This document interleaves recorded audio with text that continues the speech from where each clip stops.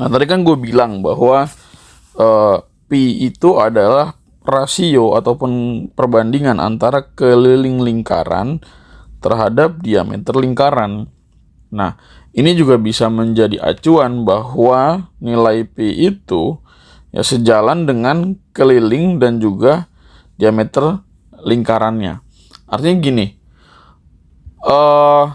berapapun keliling dan diameternya atau sebesar apapun lingkarannya, rasionya akan tetap sama. Itulah ajaibnya nilai pi gitu ya. Jadi sebesar apapun lingkaran yang akan lu buat, itu kalau dibandingkan dengan panjang diameternya, itu nilai pi-nya selalu sama. 3,14. Ya, itu pun ada beberapa yang memang kalau kesalahan menghitung jadinya enggak 3,14 pas.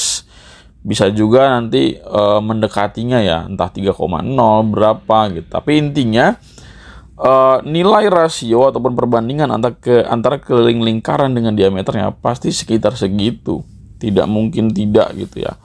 Nah, ini juga bisa menandakan bahwa garis diameter, ya, seandainya garis ini adalah garis yang lentur, bisa dibengkokkan, lalu kemudian garis diameter ini lu bengkokkan, lalu lu buat lingkaran, ya ini akan menjadi berapa kalinya. Misalkan satu diameter nih, ya, lu bikin lengkungan, ternyata masih kurang, bikin lagi dari sini, lengkungin lagi, 2 kali lengkungan, masih kurang, ambil lagi, lengkungin lagi, oh ternyata masih kurang, ya, tapi ini nggak lebih panjang dari diameter, sedangkan lebih pendek, berarti inilah yang 0,14 ini. Jadi 1, 2, 3 gitu. Nah, ini 0,14-nya gitu. Jadi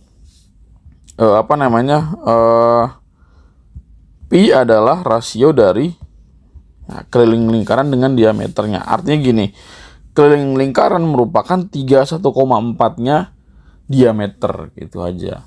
Atau ya itu 3,14 dikali diameternya. Itu dari mana? Dari rasio ataupun dari perbandingan keliling dan diameter tadi. Nah, sekarang bagaimana cara menentukan si luas lingkarannya ini? Nah, menentukan luas lingkaran, gue butuh sedikit metode pendekatan. Artinya gini, ini tidak benar-benar pas. Ya, gue membutuhkan sedikit hampiran atau mendekati gitu ya. Jadi lingkaran itu gue buat menjadi apa? Menjadi banyak juring. Jadi lingkaran ini gue potong-potong ibarat pizza ya. Ini gue potong-potong menjadi ada 16 juring. Tuh 2, 3, 4, 5, 6, 7, 8. 1, 2, 3, 4, 5, 6, 7, 8 ya, 16. Ya, ada 16 juring. 16 juring lingkaran ini gue potong-potong lalu gue susun membentuk sebuah segitiga besar seperti ini. Ya. Lalu gue buat segitiga besar seperti ini. Nah, ini pun ya namanya juga mendekati gitu kan. Jadi nggak benar-benar pas. Jadi yang namanya juring itu kan pasti ada lengkungannya kan. Nah, lengkungan ini gue abaikan sehingga gue anggap benar-benar bahwa ini segitiga tuh lurus gitu. Ya, jadi segitiga sama kaki yang lurus. Nah, tinggi segitiganya berapa? Tinggi segitiganya itu adalah 4R. 4R itu berarti 4 kalinya jari-jari. Kenapa? Karena satu segitiga ini kan satu jari-jari. Nah, sedangkan ke bawah itu ada berapa? Ada 1, 2, 3, 4. Jadi ada 4 jari-jari. Nah, untuk alasnya bagaimana? Nah, kan tadi total potongan dari juring itu ada 16 juring.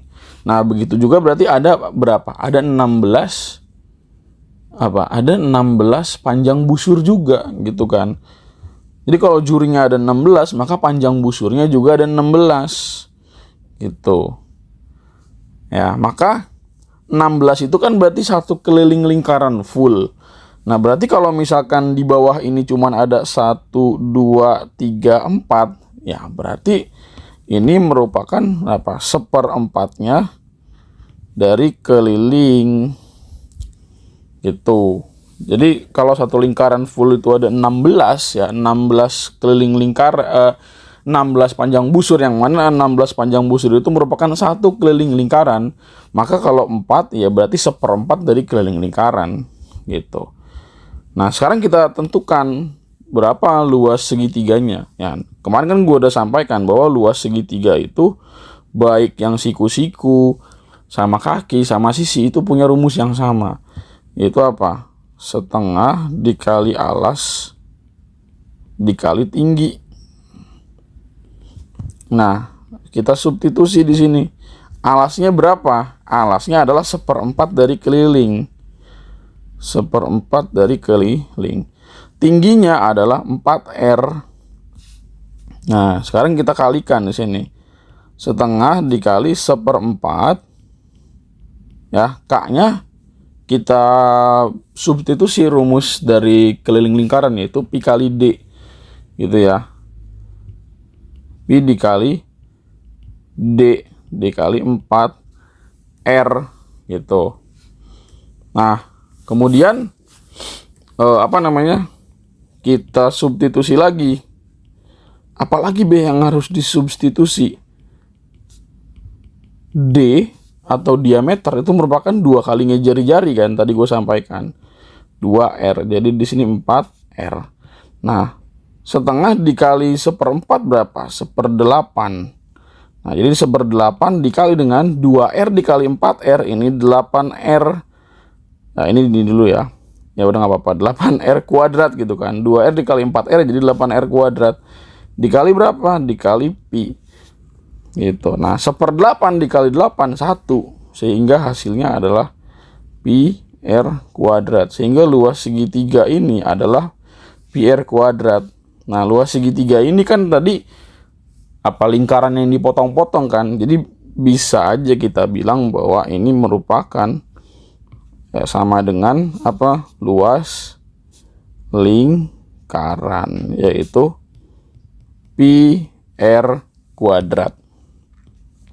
Ya, inilah luas lingkarannya, yaitu pi R kuadrat.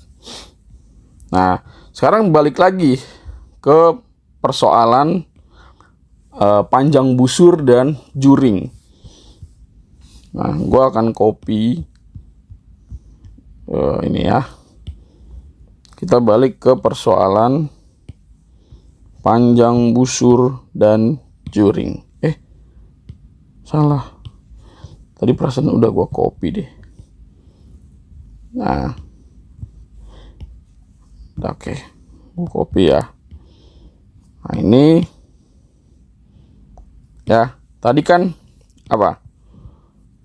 Ya, AOB itu merupakan sebuah juring atau bagian dari lingkaran.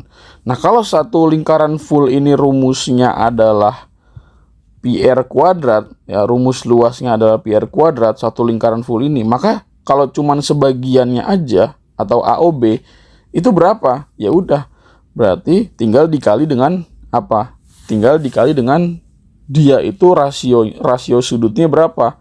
Dari alfa terhadap satu lingkaran full, yaitu 360 derajat. Jadi luas juring dari AOB itu adalah alfa per 360 derajat dikali dengan luas lingkaran, yaitu apa? Pi R kuadrat. Ya. Kenapa kok begini, kok bisa ada alfa per 360 derajat? Ya kan tadi logikanya adalah kalau satu lingkaran full aja pi R kuadrat, ya udah berarti kalau cuma sebagian, ya lu hitung berdasarkan perbandingan sudutnya aja. Sudutnya dia berapa dibandingkan dengan satu lingkaran full. Atau logikanya juga sama seperti ketika lu mau mencari luas sepotong pizza yang potongannya seperti ini. Nah, ini tanpa lu hitung dengan sudut pun lu udah tahu bahwa ini tuh seperempat lingkaran. Kalau mau nyari luas ini ya berarti seperempat dikali dengan luas lingkarannya. Tapi dari mana seperempat ini didapat? Didapat dari sudutnya 90 derajat, satu lingkaran full itu 360. Kalau pecahan ini disederhanakan jadinya 1/4 gitu ya, sama. Makanya ini gue pakai simbol alfa ini biar lebih universal aja. Kenapa? Karena nggak semua juring sudutnya 90 derajat gitu. Nah sekarang untuk panjang busur gimana? Ya panjang busur AB. Kan satu lingkaran full itu disebut sebagai keliling. Nah maka kalau cuma dari A sampai B panjang busur ya udah berarti dia sebagian dari keliling.